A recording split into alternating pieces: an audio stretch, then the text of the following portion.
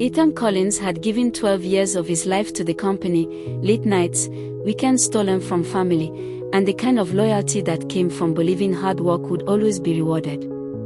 But one Monday morning, a single envelope shattered that belief. Downsizing. Position eliminated.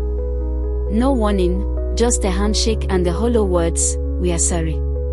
At first, Ethan sank. Days blurred together in a haze of rejection emails and silence. He felt smaller each time someone asked, "So, what do you do?" But despite the weight pressing on his chest, he refused to quit on himself. He began walking each morning, clearing his thoughts in the brisk air. On those walks, he noticed a rundown cafe on the corner, once lively but now empty and forgotten. Something about it spoke to him, the tired wood, the dusty windows, the echo of laughter it seemed to remember. One afternoon, instead of sending another resume into the void, Ethan pushed open its door.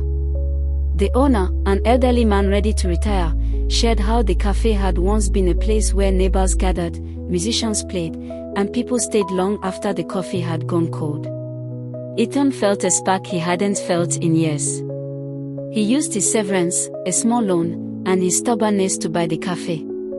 It was terrifying, reckless even, but he poured himself into it, learning to brew coffee, repainting walls, inviting local artists and writers to perform. Slowly, the cafe filled again. Students studied at corner tables, couples laughed over lattes, and music floated into the street. The little shop became more than a business, it was a heartbeat for the community.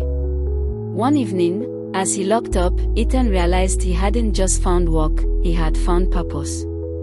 Losing his job had forced him to discover something bigger than a paycheck. He had built a space that gave people belonging, and in doing so, he had found his own. And for the first time in a long while, Ethan whispered to himself with a smile, this was never the end. It was the beginning.